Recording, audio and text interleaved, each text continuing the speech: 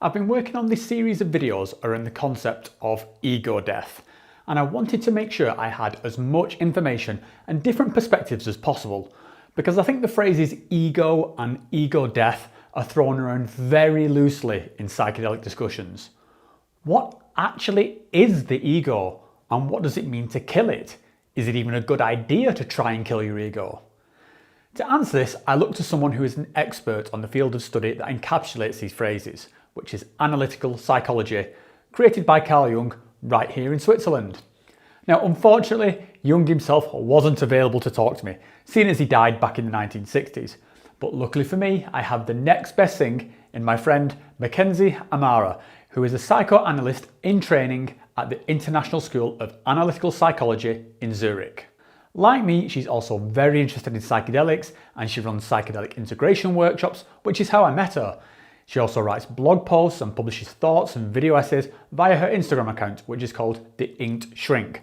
Link in the description below. So yeah, she knows her shit, and we had a few days of some really nice weather, so I thought let's get out on the balcony, we'll drink a few cold beers, and we'll see if we can untangle what we actually mean when we talk about the ego. As well as doing that kind of psychoanalytical deep dive, we also talked about psychedelics, social media, and a few other tangents. Now, Mackenzie is just an awesome person. She's wise beyond her years, she's brutally honest, and a lot of fun.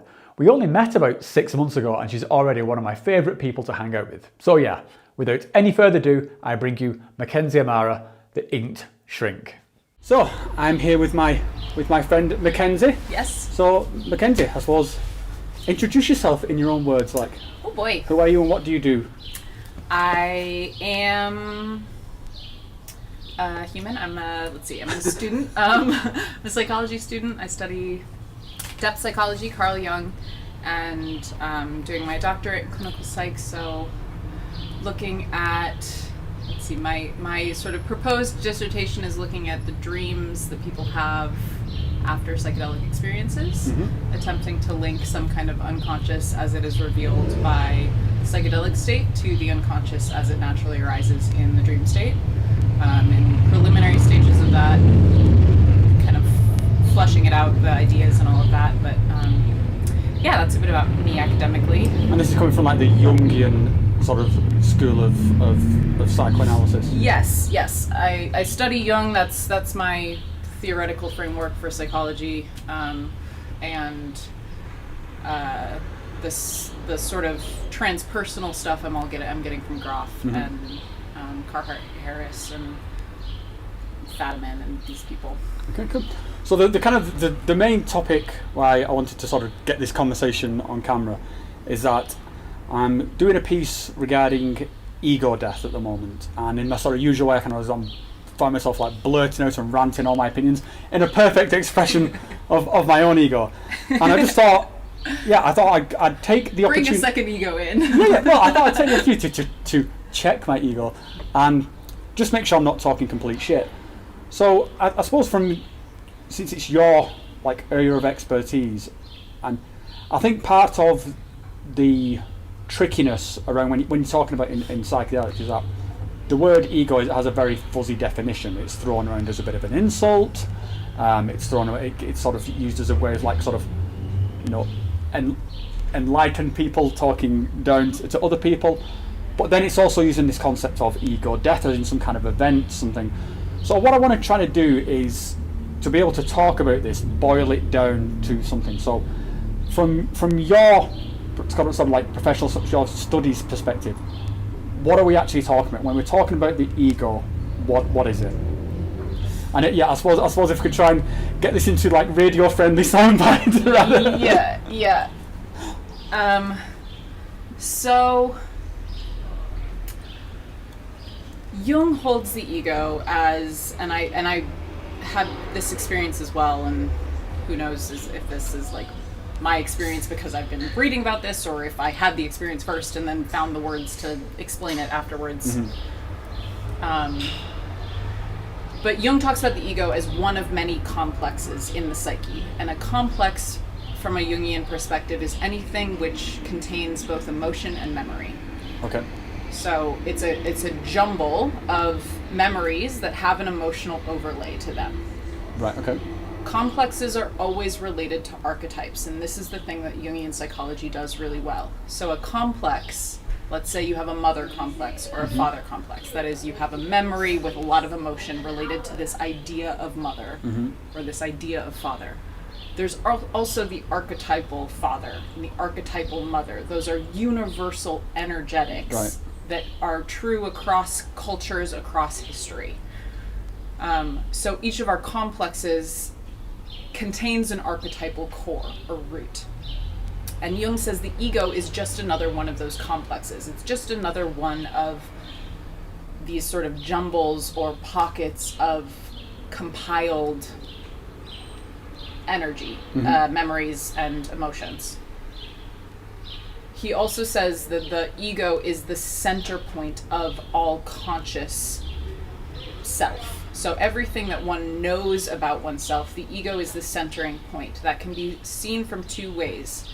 It's both the thing that you most identify with, it's like the hat that you most frequently wear, and the beam of light that you can use to shine like a tool at the other aspects of your consciousness. So I could take my ego and shine it on my relationship to mother, for example. Okay. So I use the ego in a kind of directed way through my own volition.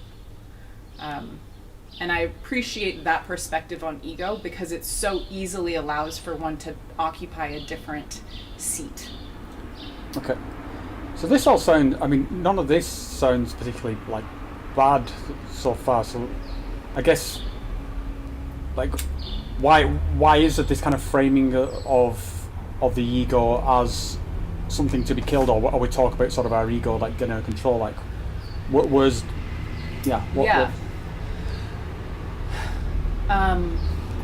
because the ego is only in consciousness. It only involves what is known about yourself. When you're coming from a purely ego identity, or you've never stepped out of that identity, you can't uncover any of your unconscious parts. So nothing unknown gets revealed. Okay. That means all of your hidden motivations, which are often manipulative or childish or immature, because we're all manipulative, childish, immature beings until we're not. So hidden motivations, compulsive tendencies tend to be like we don't know why we're compulsive, we just have the compulsion, right? Yeah. If we knew why, we probably wouldn't do it. Like personal relationship stuff, attachment wounds, all of the kind of emotional stuff that stirs drama and creates complications in our lives. Simultaneously, the kind of lack of emotion. Like I've worked with patients who feel very little, and I think that's also a very rigid ego stance. They're not letting in any of their bigger feelings, because to do so would disrupt their identity. Is that kind of the thing about you saying about it focusing on the known? It's because so they're not letting anything in that they sort of not comfortable, like not letting in that new experience. Exactly. And I suppose is that why, because of this sort of wanting to stay in this sort of like comfort zone, for want of a better word, this is why, the sort of the ego, people have seen it as egotistical, sort of like a clawing into what they are defining as this bandwidth of reality. Yes, and the other thing that happens, and this is a nuance in Jungian thought that is important and kind of hard to grasp, so I might stumble. But when we don't allow, or when we're so rigidly attached to only our conscious experience of ourselves, we can be taken over by other complexes. So if I had, let's say, an authority complex, and I go into a new classroom and there's a new teacher, i.e. it's a new person in a position of authority over me, and I have an unknown authority complex, I haven't actually consciously made myself aware of this complex, and this teacher says something belittling or shaming or patronizing to me, my complex is going to take me over, and I'm going to respond in a reactionary, compulsive kind of way thinking this is me Yeah. doing this, because my ego actually gets taken over, and then I'm behaving in a way that actually isn't really grounded or authentic or responsive. It's reactionary, because the ego is very liable to kind of just get taken unless you've really examined what you are and what you are not. Which is where the idea of ego death, I think, comes in, is that it allows for us to go kind of on the via negativa, that I'm not this, not this, not this, right? Like that's what dies when something dies, is everything that you are not. So is it that when you talk about these complexes, is there a kind of like a baseline complex, and that, I mean, am I in a sort of complex mode now, or am I being dictated by one, or I'm just trying to work out how that line works? Complexes are always feeling toned. That's the phrase that we use. So you'll know that you're kind of hooked by a complex when there's an inordinate amount of feeling for what the experience is. Yeah, I think yeah, we're all sort of... We've all experienced that. It's very human. And I think any kind of psychodynamic psychotherapy will focus on ego strength and ego health, meaning the ability to be flexible and not rigid in my engagement with the world. So when I am overcome by a complex, I have the flexibility and the responsiveness to be like, oh, that's actually triggering a lot of memories from this other time that I was dealing with an authority figure and I got, humiliated or whatever. That doesn't have to do with this experience that I'm having right now. So that ability to kind of separate, pause, say, that's not me. Right. That's the complex. And is this, can you do this? Like, please. Because it's one of these things, when you talk about like sort of mindfulness and like meditation and stuff like that, and it's this ability to sort of step back. But I struggle with that. I'm just wondering, like, is this some sort of superpower you can sort of attain to? Because I'd love to not be a dick. But it's tough. Well, okay, so this is the other thing about this. No, I'm not going to go there yet. I think that I can do this when I've chosen to do it. Like if I'm working with a patient, I fully step into the container and know, okay, I'm separating myself from my kind of typical bullshit humanness, so that I can be a clear container for this person. And but I think it's like I say, that's like a kind of, that is a sort of a container that you're stepping in. It's a persona that you're sort of then adopting, and I think that the tricky part is to, can you maintain that sort of non-stop? But sorry, I interrupted you. No, it's fine. Yeah, I mean, I think more and more, Jung said that the first half of life is really about ego development. You're learning the role that you want to have in the world. So it actually is, I mean, if you're doing it well and appropriately, you actually are getting kind of a not bigger ego, but stronger ego, healthier ego, as you figure out right livelihood, how you make money, as you figure out relationship and family ties, whether that's cutting family ties or bringing new ones in or whatever. What kind of personality you appreciate in other people and in yourself, how you want to dress, how you want to eat, like all of that stuff is ego strengthening. It's ego syntonic. And then there are things that kind of, I think, happen in the second half of life, not speaking from experience, but that are ego dystonic, that is ego annihilating. They cause you to question this identity that you've created for yourself. And the more rigidly one is attached to their external identity, their social role, their role in the community, how they make money, their kind of status or I don't know, like the shell of the person, like I'm a this, I'm a that. The more attached you are in that, the harder the second half of life is going to be, because the less flexible and able to contend with the kind of spiritual weight of death you're going to be, really is what it is. So I think, again, just coming back to this kind of point of the concept itself is not inherently sort of bad. So with what you're describing, how do you think this kind of maps onto how the term is used in the sort of psychedelic space? Is like, are we talking about the same thing? Yes and no. So, I think one of the words that does need to be really clarified in kind of talking about these two worlds is the word consciousness. Because in the psychedelic world, we use the word consciousness as the fundamental underlying isness animating all of reality. Yeah.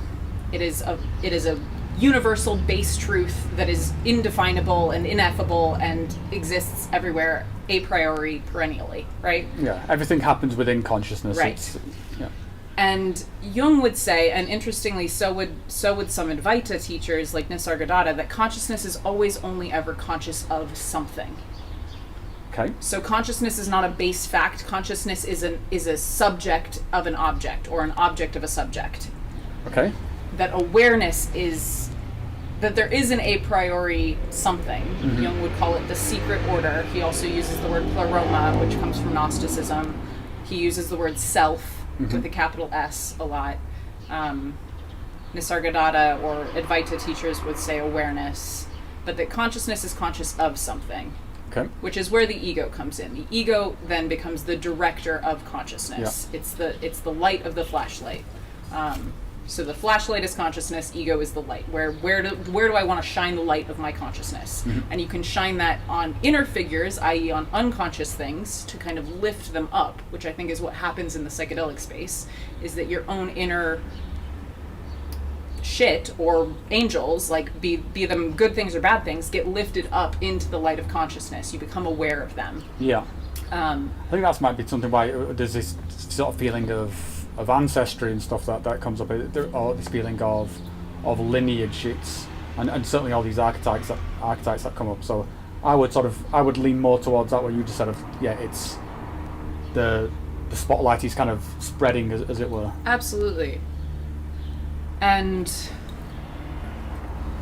something in that, or where I think ego death gets really interesting from a Jungian perspective. So if we're talking about psyche as kind of a stratified, let's say, bit of earth, right? So there's different layers, like there are in the Earth's crust. Yeah, sediment sort of thing. Yeah. So we've got your kind of personal consciousness, what you know about yourself. That's maybe all the flora and fauna that you see, and then you've got kind of the topsoil would be just the personal unconscious. Family stuff, personal memories, childhood stuff, your relationship to food, sex, money, all of this stuff that you've learned as a human this lifetime. And then Jung says that there's another layer, the collective unconscious, which is where archetypal experiences live. That's where you would, a lot of people, I think, get into that very quickly when they start working with psychedelics. Yeah. They move past their personal history into their collective history, whether that's collective with just their family unit, i.e. your ancestors, like you said, or collective like the whole of humanity and all of living organisms, like you're meeting the world tree from 2 million years ago kind of thing, right? That could be said to be an ancestor. It's also archetypal. Every single text has a world tree, so that as an example. Or you're experiencing like the Big Bang or the flood that started it all, or whatever, like like these archetypal experiences, and that's another layer of psyche. And in order to get to those places, I mean, I would say yes, there does need to be an ego death.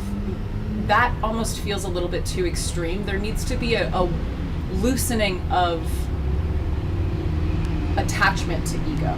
Like, ego doesn't need to die, and I feel kind of ambivalent about this as a goal for people, because it's a suicide mission. By definition, it's a suicide mission, and the pitfalls and dangers on that mission are so numerous. It's like it's not even something that people should attempt to do. If it happens, it's a good idea to know what just happened, but I think reaching for it as a goal it's a suicide mission, and it doesn't get you where you want to be.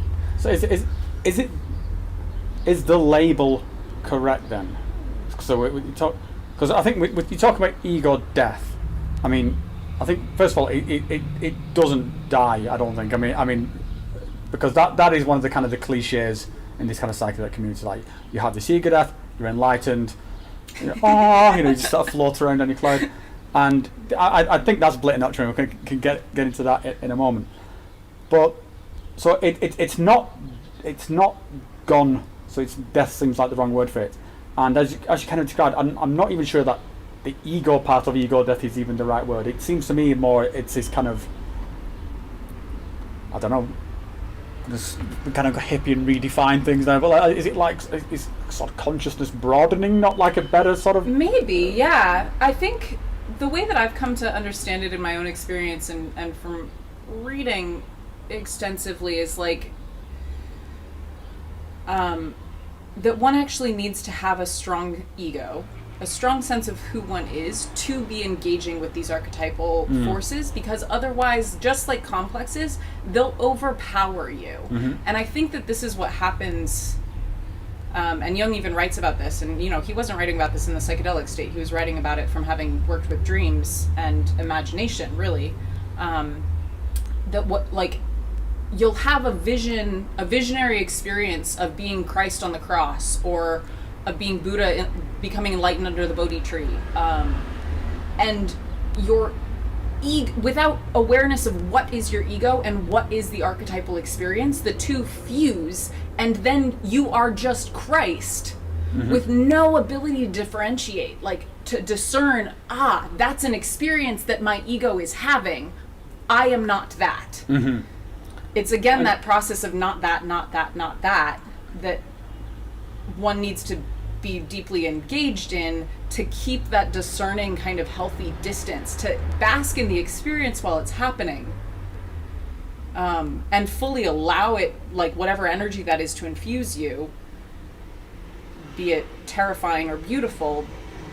But then when the time comes to say, right, okay, now I'm back to being mundane me. Yeah. And it's a drag. Like, that's a very annoying thing to be once you've opened the doors.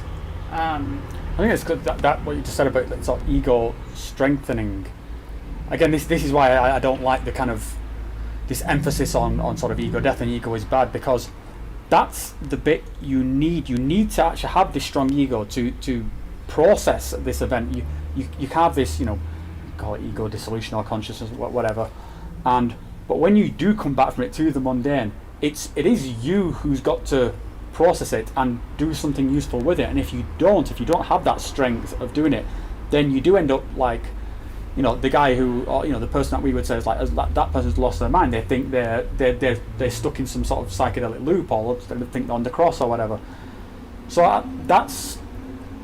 think that's a kind of a weird sort of framing of it then, is like, why is it seen as like ego death is a good thing, whereas really we should be saying that ego strengthening is the thing. We should be looking to make this, and this is possibly like pure heresy now. I mean, it's not wrong though, and like I think, yeah, perhaps it is heresy, but I think that it's a misnomer and a misunderstanding of, really, I don't actually think it's a misunderstanding of ego death, because I think phenomenologically it's true, like whether I have a strong ego or a weak ego, the experience of ego death is the same. Okay, so what's heretical, I think, about talking about the unviability or undesirability of ego death is that we're kind of sold from the enlightened masters, who appear to be and communicate being in a state of perfect peace and bliss. We're sold that is that's the package that will open in the present that is gift wrapped ego death. So you think that you're going for peace and bliss. What you don't realize is that that's not a given, that the ego death experience does not guarantee that. All that it does is open you up to whatever the fuck is in your unconscious, like, and collective, like, for a moment. Adyashanti is another spiritual teacher that I appreciate, and he talks about non-dual awareness versus abiding non-dual awareness. And I think that we are given the story that a single ego death experience will deliver us into abiding non-dual awareness, this place of perfect peace and perfect bliss. And that's definitely what's kind of and that's not the the case. Yeah. And when you have that ego death experience and you go through all of that terror and all of that dismemberment and all of that dissociation and all of that disillusionment, and then you're not given perfect peace and everlasting bliss, it just fucking sucks to start with. Like, God damn it. But of course we're not told that you don't get that guaranteed, because then nobody's going to do it. And if you're enlightened and you're selling enlightenment, you don't want to tell people that you may not get what you paid for. And all of that hard work that you go into sacrificing yourself on the cross, and literally the suicide mission that is ego death, doing that for however long you do it, to then get onto the other side and be like, shit, I'm exactly the same person when I put my clothes on in the morning, and I have all of the same stuff, and I still have to talk to the same people, and I have to do the same job. My life is not changed. I just now don't exist in it. That's not a good thing. Nobody would buy that. So that's the part that's heretical about this, is that when ego death becomes a mission, people can sell it. Yeah.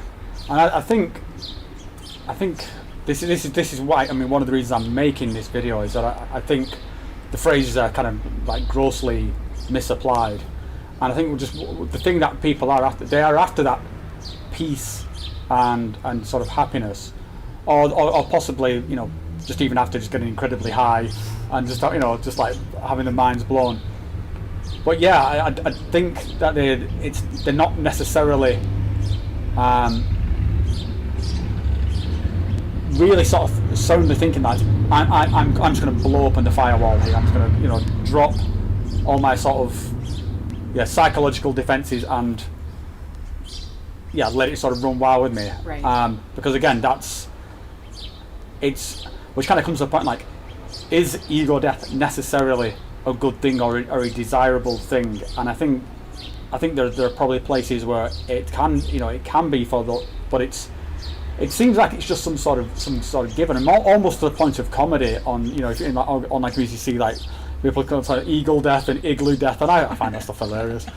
But it's just so it's become like a kind of a cliche almost, and I think that's one of those kind of things where for pedantic twat like me, then I just kind of sort of read it, I'm like, oh, you don't know what you're talking about, people. I have the same response. Because I was one of those people. I bought into the myth that my problems were that I had an ego. My problem was that I had an ego, and therefore to get rid of my problems I had to kill my ego. And that was a 10-year quest. It was a lot of fucking silent meditation and a lot of psychedelics and heroic doses and a lot of fasting and a lot of just anything that somebody could throw at my ego, I would imbibe it in whatever form it came in. And to do that whole process and then kind of come through on the other side, having gotten, I'm not going to say, well, whatever. I got the answer that stopped me asking the question, which I guess was... Right, here we go, folks. This is it. No. I don't even know what the answer was. I had the visceral experience that after that experience, I no longer had any questions. So after 10 years of asking the same question, to not have a single question, it was like, I guess the question's answered. Like, but that's all that I can really say about the experience, was that I guess my question was answered because the question doesn't exist in my being anymore. Okay. But I wasn't a better person, and I didn't feel better, and I wasn't happier. And what I discovered in that is that actually what I should is the wrong word. What I've been doing now since that experience is this process that I'm talking about of strengthening my ego, healing my ego, so that I can be flexible, responsive, and adaptive in the world. The world that I'm in most of the time, the world that we're all in most of the time, because I'm only in psychedelic spaces a small portion of the time. which hopefully is true for all of us. Some people. There was certainly a time in my life when it was a higher portion, but that this healing, this like that actually what needed to happen and what's been needing to happen this whole time is that I needed to become okay with just being a person, and that the quest to kill my ego was an extreme dissatisfaction with existence. Like at its core, it was fundamentally sadistic. That this is so awful to me that I need to die to bear it. Like just that idea in and of itself is nuts. You're not doing anything to make your life better, to find joy in yourself, to find love in your heart, to feel good in your body. You're single-mindedly trying to kill yourself to then find joy and peace in your... It just makes no sense. Like, just focus on the things that you want to cultivate in yourself. And people go to extreme lengths as well to do that. And like I say, it does become a sort of... I think it's weird to say it because there's an element of sort of torturing yourself to do it. And I think possibly on some level, because you kind of... It is almost like unattainable in a kind of in this instance. Then you kind of know that on some level, so you're torturing yourself even more to do it, and just kind of denying yourself all this kind of this human experience. And at the same time, I think completely tricking yourself into thinking you were achieving something, and so then you end up sort of again you do get these people who are very kind of like sniffing their own farts of like. Because I have done this, then I am this, and it's a weird kind of thought loop thing. I don't want to give the impression that I'm not saying it's not worthwhile to pursue these things. I mean, clearly I try and pursue it myself, but it almost seems like a weird feedback loop. Totally, and again, this is why I think Jungian psychology is so masterful at engaging this, because it really is a psychology of the unconscious. So when you're dealing with questions of ego and kind of going under, i.e. going into your unconscious, whether it's by choice or forced via more psychedelics than you meant to take, or in dreams, we all have unconscious experiences when we dream. The ego that is not discerning and differentiated and healthy and flexible is liable to being completely overpowered by one of these archetypes. And that those archetypes include the shadow. So you can be possessed by your shadow. And this is what we think of as demonic possession. This is what we think of when we think of a criminally insane person. This is somebody that's actually been possessed by something that is in their unconscious that for their entire life they failed to recognize. So part of what ego strengthening is learning to embrace these things that we've dissociated from in ourselves. The first of which is always the shadow, because the shadow is always antithetical to, if ego is the bright light of consciousness, shadow is the dark pit of the unconscious. So it's anything that your ego has found disagreeable to such an extreme that it's separated it. So I'm a good person. If I'm a good person, I can very well guarantee that there's a bad impulse back here somewhere. Robert Bly refers to the shadow as the long black bag that we drag behind us. And I love that, because you're never separated from this bag. And every once in a while, something crawls out of that bag and it's like, ooh, steal that candy bar. Or like, oh, why don't you cheat on your wife? Oh my God. Or like, stop the camera. And we see this, we see this kind of possession in... That is what a compulsion is, right? You're possessed by a demon. You're possessed by something that your ego finds disagreeable. Food binging is a great example. My ego doesn't want to eat a whole pizza. I don't consciously choose to do that. If I am possessed by something in my shadow, something that I've disowned, I compulsively do that. I can't stop myself. Any addiction could be explained through this lens. And part of what happens when we're in the psychedelic space, when we enter into these unconscious realms and we don't have this healthy ego, this resilient ego, flexible ego, we're so much more liable to possession. And a lot of the things that exist in our unconscious are demonic, just by the nature that they've been in the dark for a really long time. Anything that grows up in the dark is gonna have teeth and fangs. Even if it's ultimately a really good thing, like I'm gonna keep going with the food thing, there's probably a symbolic layer to that addiction. Something having to do with mother and how you nourish yourself, how you nurture yourself, how you want to matter, i.e. incorporate in your body. So there's something about your body and your physicality and your nourishment that has become shadowy.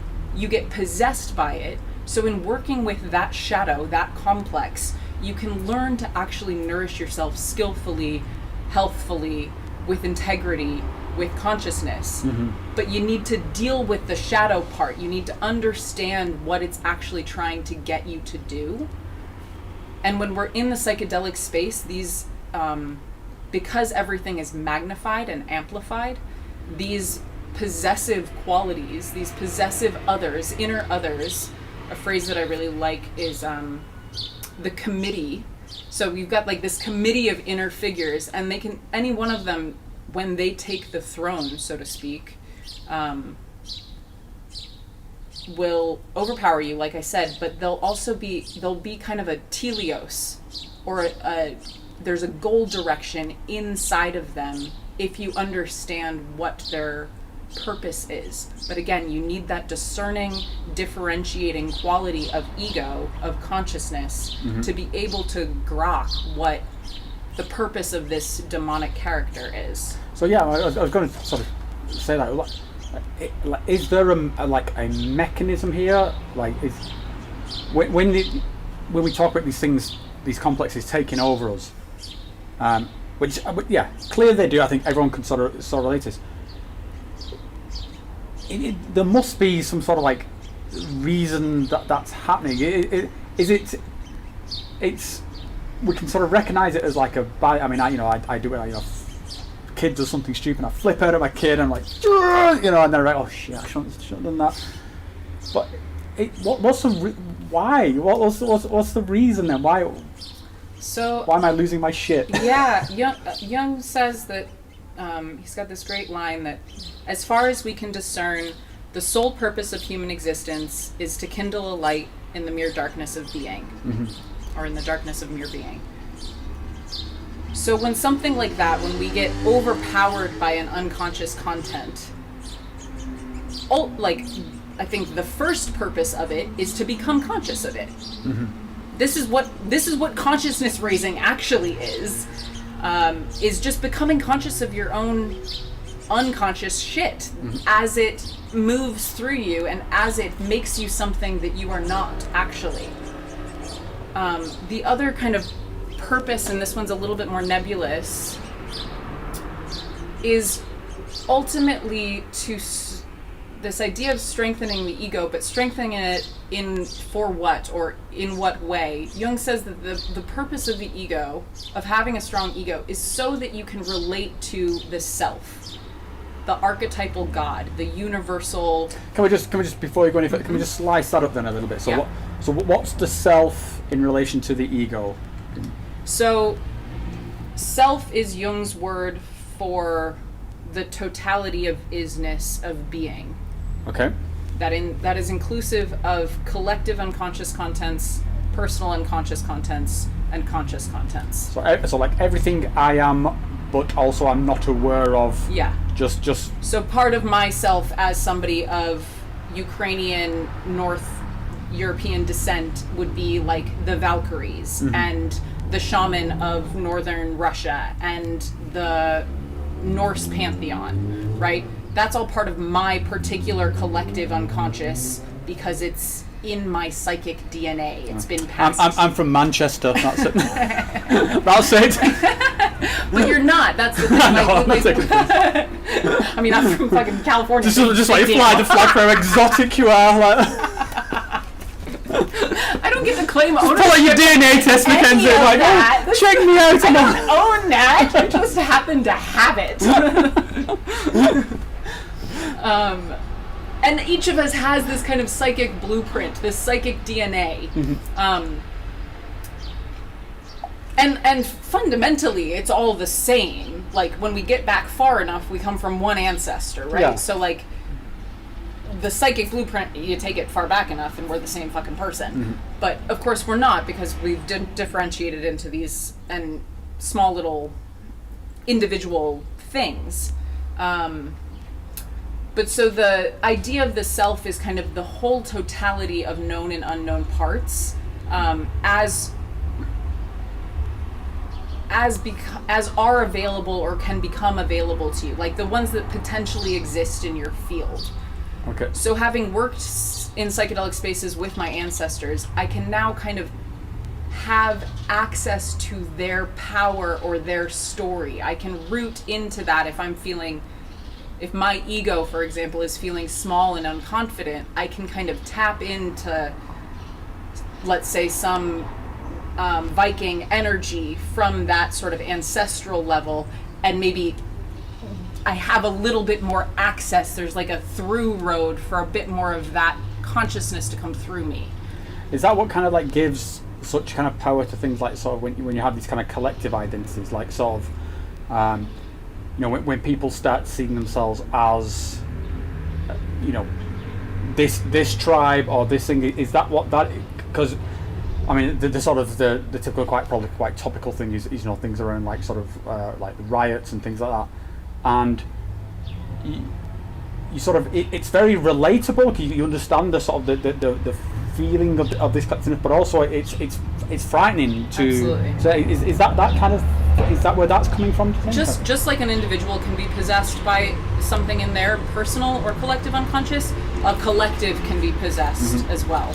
And I think particularly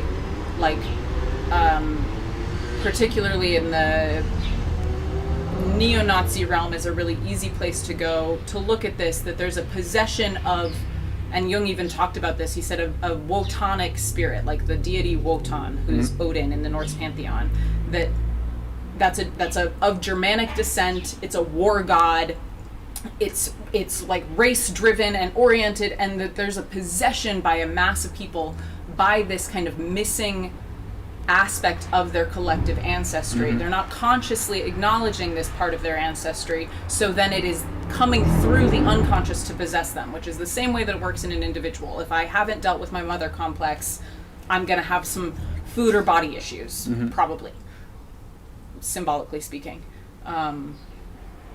So yeah, that is what we're seeing in the kind of riots and the mass takeover that happens in groups. It's the exact same thing. Yeah, I think that when you mentioned sort of like the German thing, and you see in these kind of like these World War II era speeches, and if you sort of watch one, you get it, like they're possessed. Yeah, and it's and the sort of the language. I won't even say it's a language game. It's something is being transmitted that. I've got to be careful with my words, but it's effective. You can sort of get when you got this little weird dude with this crazy comb over, but it's like banging on the 1,000-year right and all this. You're like, the power is there, and maybe that's again that maybe is like sort of white European sort of feeling that as part of my sort of collective unconsciousness, but yeah, it's a. And I mean, like, I'm about to perhaps eat shit, but that feeling that is transmitted from an orator who is possessed like that is the same kind of transmission that happens from an enlightened person, from somebody that just on the other side. Like, here's a person that is possessed by something demonic and shadowy versus somebody that is possessed by something angelic and celestial. The transmission of something otherworldly, of something transpersonal, is the same. The content of that transmission, obviously incredibly different. The effect of that transmission, obviously incredibly different. But the mechanism is the same. What's happening is the same. Yeah, you tap it into that. I mean, I guess it is that thing that sort of most people who've had psychedelics can relate to. It is that mystical experience, and it's that sort of possibly the thing that's kind of so much missing in the world, that there's just that waterfall of meaning that just, and it's like, yes, and you sort of, you feel it in sort of, whenever you feel like you're onto some sort of righteous cause and something like that, and it's a freakishly sort of powerful effect. I wonder when you just mentioned there with like sort of the angelic versus the demonic, like the line there seems like,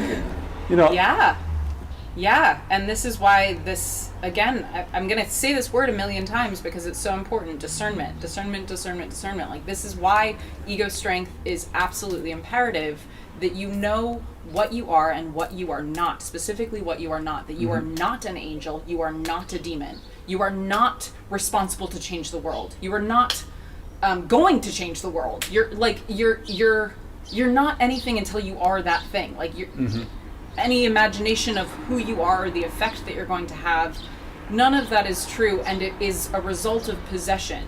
So that ability to discern in the moment, and this is, I think we see this a lot in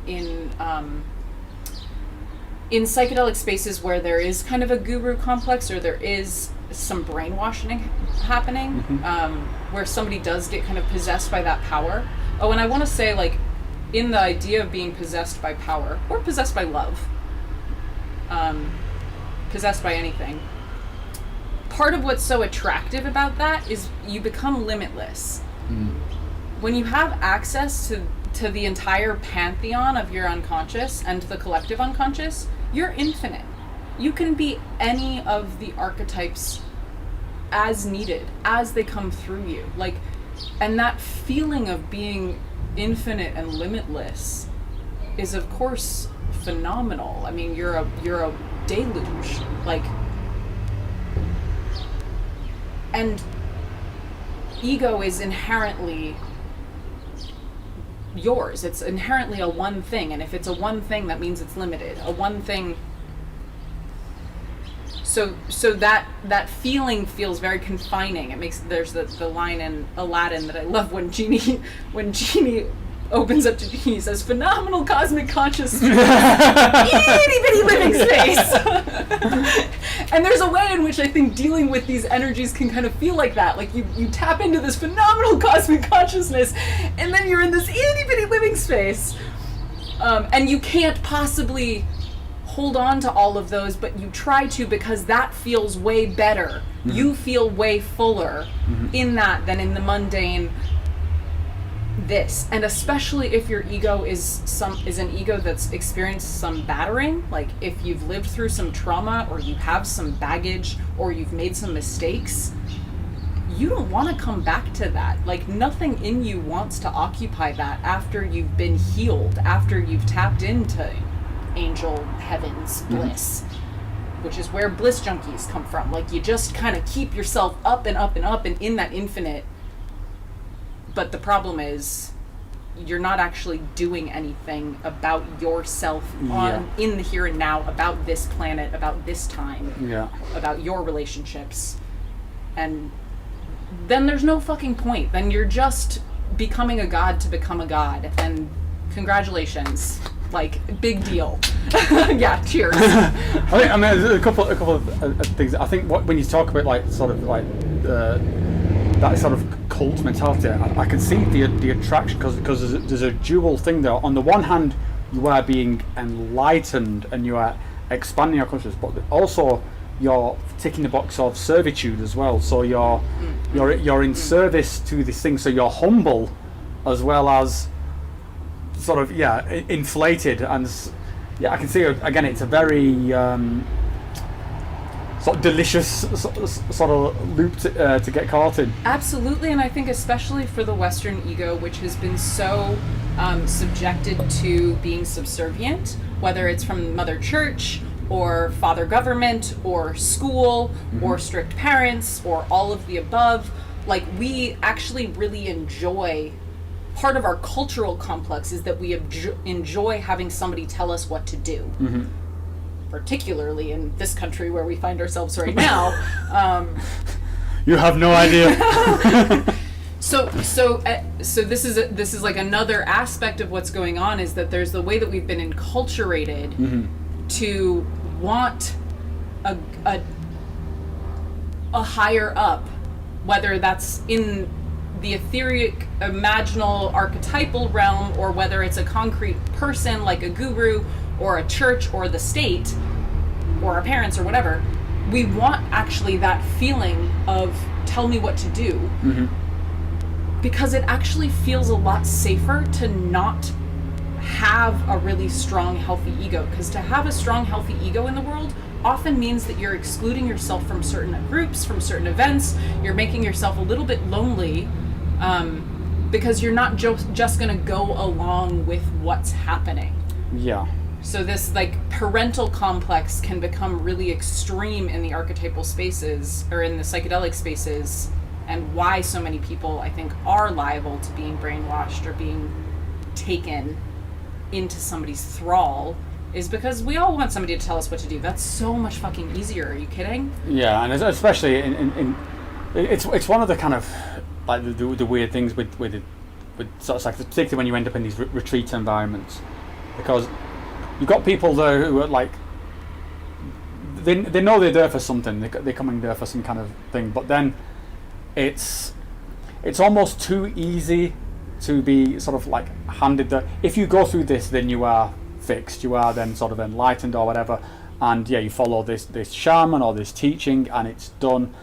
And then I've talked quite a bit on this channel about seeing people who come out the other side of it, and their heads just collapse because it's.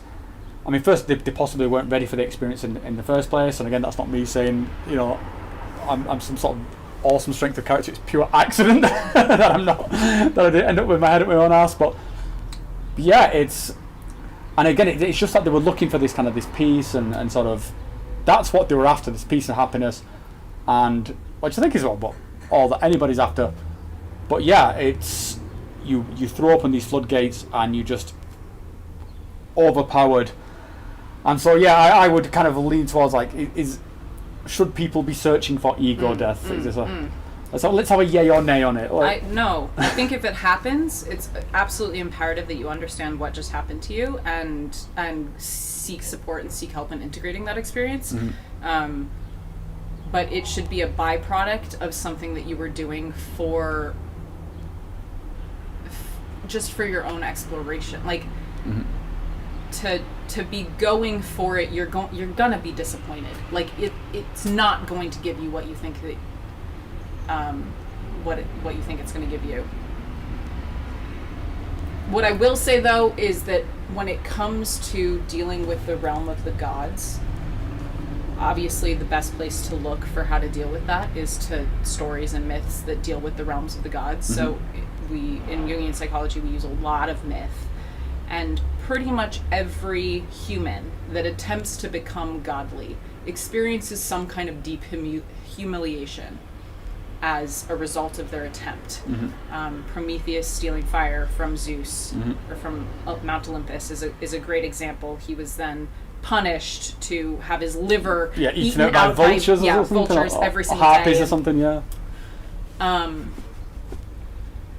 And what this means, and humiliation and humble actually share a root. That a humiliating experience is one that makes you more human. And what ego death can do, if held in the right container, is humble the ego. It can humiliate you so fully in your humanness, i.e. make you so undeniably human. You shit, you make mistakes, you fuck, you are messy, you're imperfect, you're so fundamentally flawed. And making you that, that's the benefit of ego death. Mm-hmm. If you're not willing to have that be your experience, you're doing the wrong thing. You're attempting to become godly take fire from the gods, which will be punished. Like every single story, mm-hmm. every single personal experience that I've had, that my close friends have had, that my patients have had, you fall on your face eventually. Okay, intermission, beep, cut. So, last thing I wanted to kind of pick your brains about. It's not laughing because we're still on the same topic. But yeah, I was on your Instagram, and you did this post which I really, really related to, and again it was on this kind of topic of ego, and it was about ego specifically in relation to social media and this kind of, there's a very wholesome sort of desire to broadcast, to sort of, you know, I think you use the phrase like share knowledge, and I'd like to think of myself that that's what I'm doing most of the time, is that I'm trying to share my knowledge, and I'm just doing that purely for that sort of reason. But the act of doing it itself, again, it's this kind of feedback loop that we're talking about. It starts to encroach back into it, and then I give a shit about how it's being received, and that begins to influence me, and then, you know, people are commenting on things, and I struggle with this. I'm gonna I think that's what you perfectly encapsulated in this post. And the thing I kind of wanted to hold you to task for is like, right, what the fuck are you doing about it? Don't just tell me about it. What's the solution, Doc? So, or what's your take on it? Like, I mean, how have you found dealing with this kind of phenomenon? the beauty of looking at psychological development as something that is a kind of team effort with your ego, is that we can tap into, like, another way of referring to the archetypal would be the godly, as I have been. But there are certain things that are godly just in personality, like talent and charisma, for example. The root of both of these words, talent is silver coins or gold coins that you start off with. It's money already in the bank. Okay. Is that the actual meaning? That's the actual meaning of that word. Charisma is the root in the gods. Charisma has something to do with being tapped into the gods. So there are things that we can be born with that are about us, in us, available to us, that are naturally already kind of tapped into that infinite potential space. Which is why we follow charismatic leaders, because we're getting a transmission, like we were speaking about earlier, we're getting a transmission that feels godly, that feels powerful, infinite somehow. But I think when it comes to sharing gifts and strengths, to come at it from a place of this is mine, i.e. ego, where I'm owning it and possessing it. I'm not actually possessing it, I'm being possessed by it. And then I care deeply about how people respond to it. Versus taking the big picture angle, the wide angle lens, and seeing, oh, this is something that I've been given that is coming through me. It's not actually mine, I'm just stewarding it. It's like land that you own. Yeah, like a conduit sort of thing. You're stewarding this land. There's a poet, Jane something, a quote of hers that I love. She says, be a good steward of your gifts. Yeah. And I so appreciate that, because I think that when we have a weak ego, or an ego that is prone to inflation or deflation, i.e. believing it's bigger than it is, or believing that it's smaller than it is, and that is the same thing. When our ego is prone to that, we take our gifts and they become contorted. They become something that I'm rigidly holding on to. I'm doling them out to only specific people and in a very particular way, and I need it to be received in only this way, and it just we get smaller and smaller and smaller and more confined in our expression of what is actually a gift that has nothing to do with you. Yeah. And this, like, creatives talk about this all the time, that they're just clearing the channel, opening up for whatever wants to come through. Leonard Cohen's great line about this, he says, he's speaking about himself in the third person. He says he's just a lazy bastard living in a suit, a brief elaboration of a tube. And I love that. Like, he's just a fucking tube, briefly for a moment, putting whatever comes through, spews through the tube out. And it's when we get attached to the outcome, that's where the ego is. And where I've been in relating to my own social media presence is almost like an experiment, a psychological experiment on myself, of watching my ego either get big or get small in people's response. So if I can detach enough to see, oh wow, that's inflating me like crazy, and now I really want to control the flow of this thing, or, oh wow, I feel really small now because nobody liked my post. So if I can detach enough to watch my own roller coaster ride, it becomes kind of an interesting strengthening exercise. Like I've just gone, social media is my ego gym, where I can go to the gym and I can work out the muscle, and if I watch the way that the muscle grows or diminishes in response to its stimulation, then I'm understanding my ego a lot better, and can thus be more adaptive and flexible and responsive, and all of these things that we're trying to hone when we strengthen the ego. I'm gonna have to it's got to remember, because that's a couple of fucking great phrases, like, so ego gym and the steward of your gift. So I mean, I just what sort of sprang to mind when you said that sort of quotation was how obscene it would be if, say, if sort of like, the steward or the curator of a museum, if they were like, this is mine, like I own this dinosaur bones, like this is mine, and I'm going to show we would universally look at that as putrid. But and the sort of the benevolent one of like,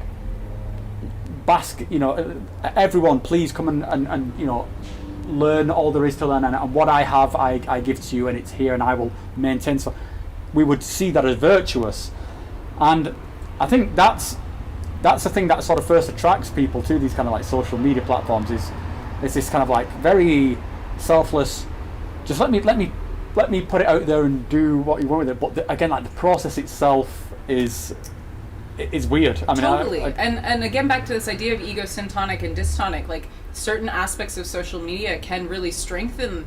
Like I've certainly had the experience of like, oh wow, positive response. Okay, like I must actually be good at talking about this shit. Cool. Didn't know that. Now I know. That's a good thing. That's not a bad thing. I don't feel more arrogant now. Particularly if you get something back where it has, someone tells you it has helped them, and they come back with a sincere message of like, you think that, yeah, that's good. But it's the thing that kind of trumps those experiences when someone just says, just give you a little stroke, and that's the weird bit, I think. Right. Totally. And again, that's the realm of gods. That's taking ownership over something that's not actually yours or you.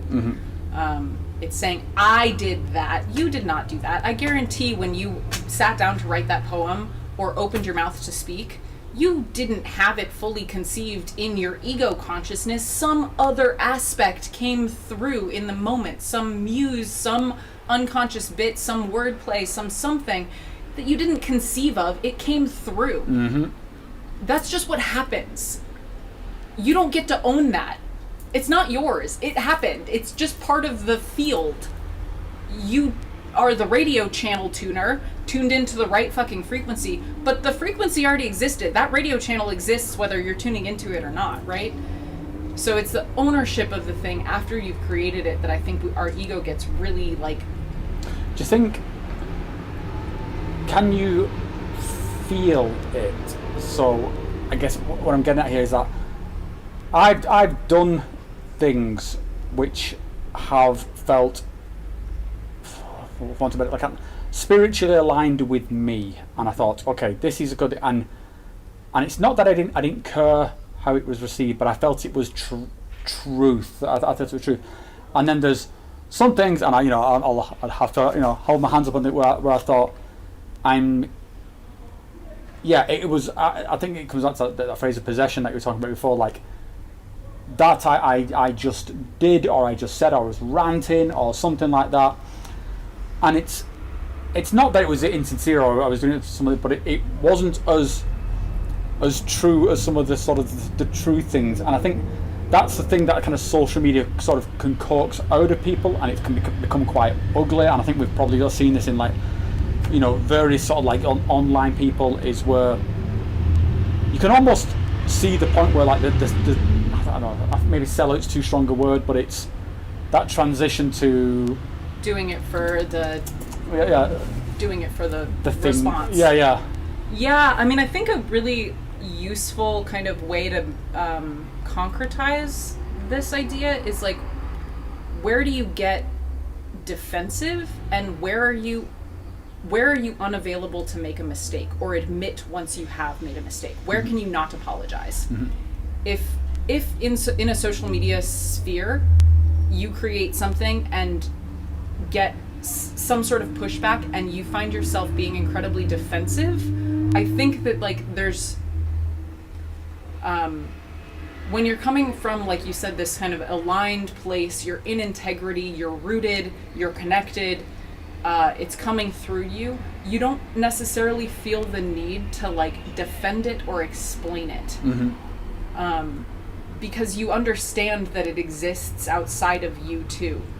When you get defensive, it's because you feel like somebody's attacking you and you're threatened. And maybe they are. But that defensiveness, and this is why like the idea of defensiveness, Freud only talked about ego defenses. He didn't talk about defenses. He talked about ego defenses. All of these defenses, denial, repression, aggression, acting out, splitting, dissociation, like all of these defenses are in defense of the ego. They are there to protect the sanctity of the identity. So when you feel a defensiveness around something, probably a good indicator that your ego has like put a little bit more value or a bit more of your own identity, your own self in the creation. The other thing that I'll say is that like because the ego is always in opposition to the shadow, and typically what lives in our shadow are some things that we find, like I said, distasteful or ugly in some way, the ego doesn't want to apologize. It doesn't want to admit that it's made a mistake, because to do so would be to admit that it's flawed, i.e. it would be humbling.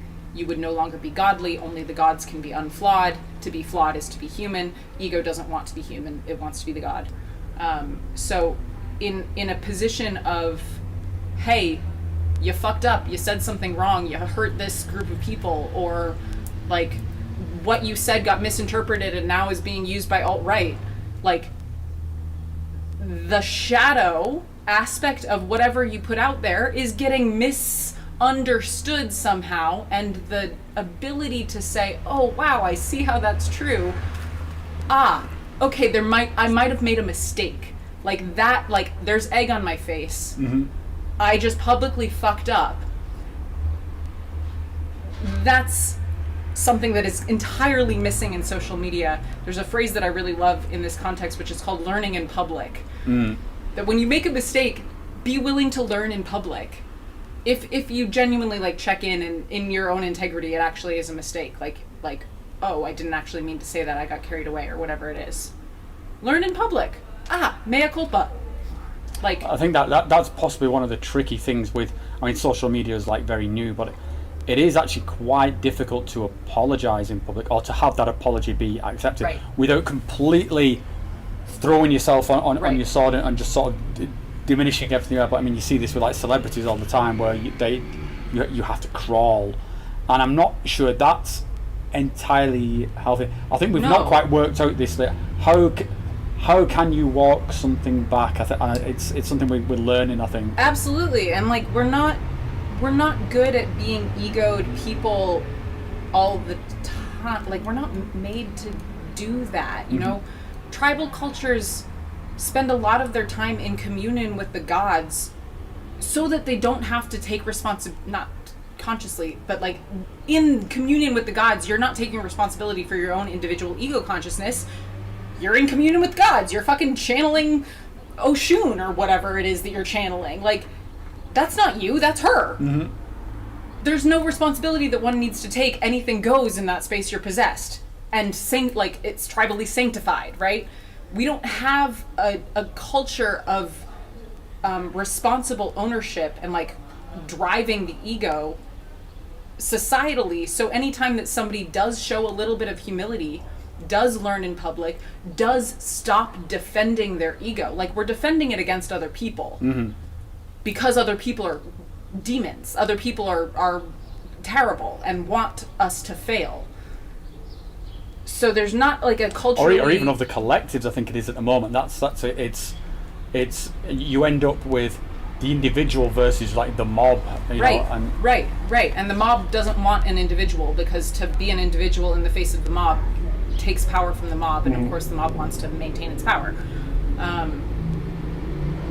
So we're like, when we're defensive, it often is for a good reason. Like it's a good idea to protect the sanctity of your actions and yourself from the powers that be, if the powers that be want to like wish you harm.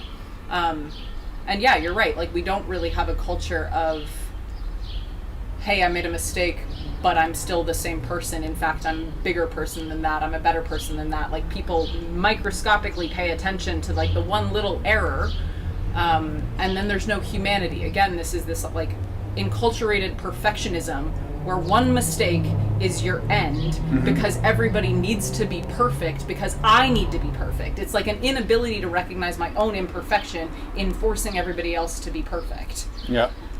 So we can't apologize publicly because that means that you're actually human, and God forbid you be human because then I have to be human and I don't want to be fucking human.